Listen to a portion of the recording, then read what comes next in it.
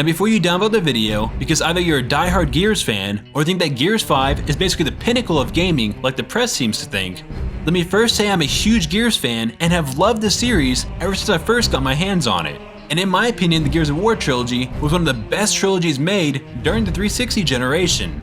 Now I have plenty of complaints about Gears 5, such as the loss of the gritty atmosphere, the change of tone from Brothers to the End to war ethics and awful character drama, the small roster for verses, the worst horde offering yet, and the absence of fan favorite maps such as Gridlock, Raven Down, Clock Tower, and so much more. But for today's video, I want to discuss something that, despite your opinion on the new direction of Gears, is one that we should all agree on. Even if you love this game and think it's the best Gears yet, the game's microtransactions have some serious problems. And if we don't keep voicing our complaints and calling out the coalition here, I can't even imagine the level of fan abuse that they'll implement in Gears 6.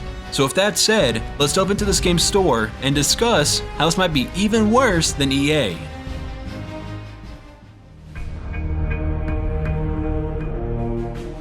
I think all of us Gears fans realize that unfortunately games nowadays just aren't going to be free of microtransactions. The days of being able to earn everything in the game after paying $60 is gone, and while that sucks, it's not going to change anytime soon. With that said though, if I had to pick between Gears 4 loot boxes and what we have in Gears 5, I would choose the loot boxes from Gears 4 in a heartbeat. I felt like I was unlocking items at an incredibly faster rate, and the items in Gears 4 were so much better than what we have in Gears 5. I think one of the main reasons I and the majority of the community hate this new system so much is because before the game came out, the Coalition had this to say regarding the game's microtransactions. We really think we're ahead of the industry here in getting rid of loot boxes and making sure that we can both service people that are looking to accelerate the progression or earn cosmetics using money, but also keeping the integrity of the game experience. Well, to that statement, I think the Coalition was right about something. The setup of the store and the way they charge us for executions, emotes, or that stupid delivery mat guy, the Coalition is certainly ahead of the industry. They have set up a system in Gears 5 with prices so incredibly expensive and one that abuses the fan base on so many levels that EA and Activision look like a charity. And I bet if EA and Activision knew more about the Gears 5 system, they'd probably try and adopt their methods. And before anyone tries to say, Shepard, this is Microsoft's fault, they're the ones pushing this, let me say that while this might be true, I think a large part of this really is the Coalition. Halo 5 had a bad system with rec packs, but it was nowhere near this bad, and Forza Horizon 4 didn't even have microtransactions. And that game was prime for them, as you literally earn money by playing the game, and then using that currency purchase cars and upgrades, and it even had a wheel spin feature that's right out of Vegas. That game could have been filled with microtransactions, yet there was none. So I think the Coalition is largely in control of this system. So now I'm going to divide the actual issues of this microtransaction system into 3 parts. First, I'll talk about the content, then second, I'll talk about the prices, and third, I'll discuss how to fix this.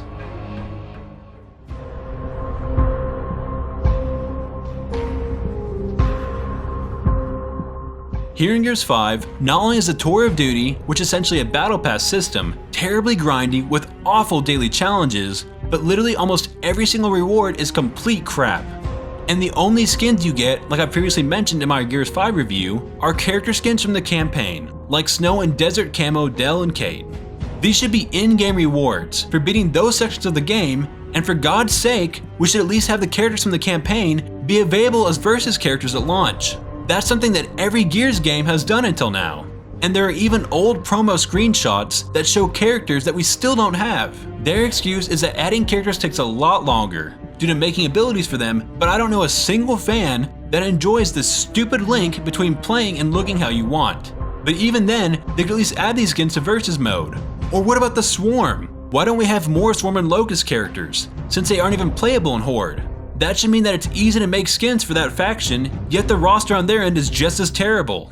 Another issue I have is they've had 3 years to make this game. Are you telling me this is the size of the roster we get after 3 years of development? If that shows how long it takes them to develop so few characters, then it might take a year or more before we finally get fan favorites like Delta Squad, the Onyx Guard, Armored Cantus, and more added back. I'm 99% sure the Coalition has removed a good amount of content from the game that they've already finished so they can drip feed it to us and try and artificially extend this game's lifespan, instead of making content that people actually care about.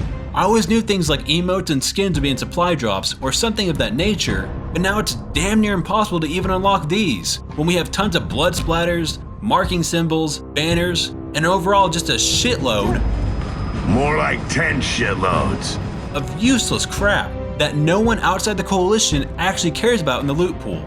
Okay, now that you know the terrible customization options in this game, let's look at these ludicrous prices that are probably even more absurd than you even realize.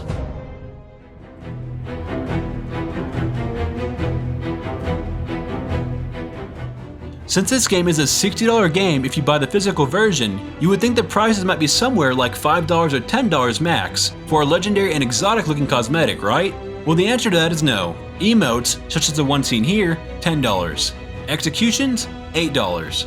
A skin pack for 4 weapons, $25.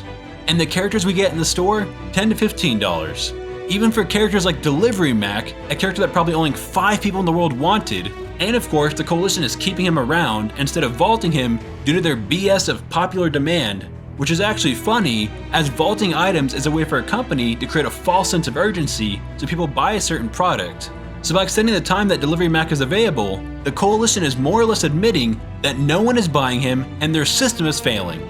These prices are so high that the Reddit community, which used to be around 95% positive, is now around 80% negative, and floods the subreddit with all kinds of posts about how abusive and absurd the system is. And the Coalition employees that used to interact with the community have largely gone silent, with the exception of their community manager, who is trying his hardest to defend these prices, systems, and other corporate viruses that they put into Gears. I'll have to cover some of those responses in another video entirely, as some of the things he says, like how they believe the system is honestly better than Gears 3, where you unlocked items by completing in-game requirements and had cosmetic skins that only cost a couple dollars, really is funny to read. When you read these responses, it's clear the Coalition is basically just saying thank you for your feedback, we hear you. Here's some more microtransactions, but only for a limited time. Oh, and in case you're wondering, these prices are all in iron, and you can only earn 500 iron every 6 months. So if you still defend this store, let me know when you finally earn enough iron in-game to purchase those weapon skins that cost 2,500 iron. That should take you around 2.5 years, and by then, the Gear 6 beta will probably be out. And if somehow you're still baffled that I'm not praising this microtransaction simulator, let's look at what you could get for similar prices in Gears 2 and 3. So in Gears 2, you could pay $10 for map packs that included at least 4 maps. However, some map packs were $5, and for $15 you could get the Dark Corners DLC, which included a whopping 7 maps and included a deleted single-player mission. In Gears 3, there were several expansions that ranged in price from $10 to $15. The $10 map packs in that game, such as Phoenix Rising, included 5 multiplayer maps, 4 character skins, and 3 skin sets for a multitude of weapons.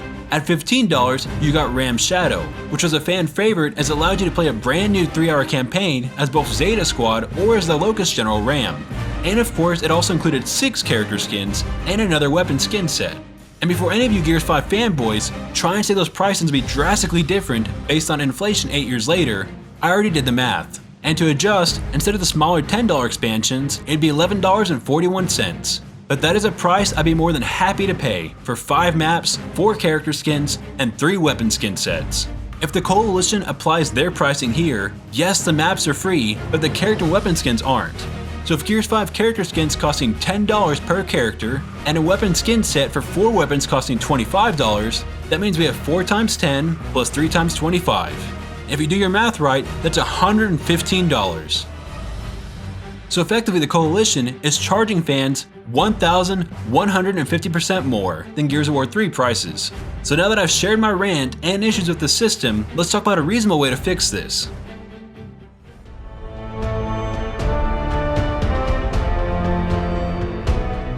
Firstly, they need to make every skin, emote, and etc. earnable through in-game features, similar to the older Gears games.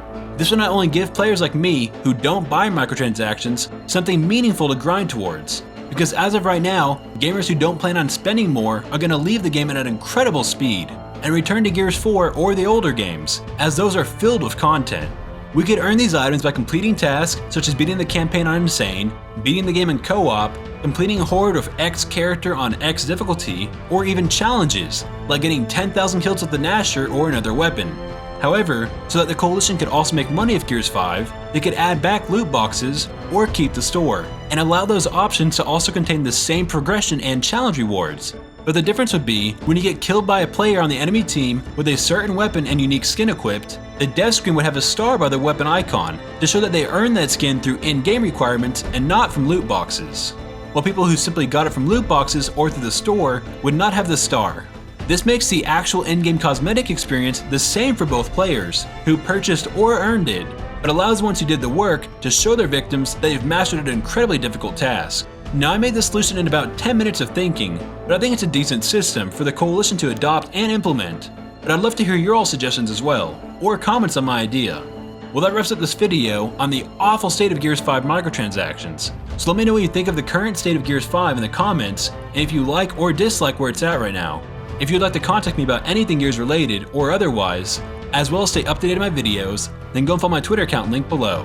And if you want awesome perks, such as behind the scenes of my videos, involvement in the creation progress, mentions in the credits such as seen here, and much more, then go check out my Patreon below, and find a tier that fits you best. With that said, let's chat down in the comments, and if you like this video and want to see more like it, be sure to leave a like, share the video, and hit that subscribe button. And I'll see you all on the next Shepard Gimme video. Keyless alive.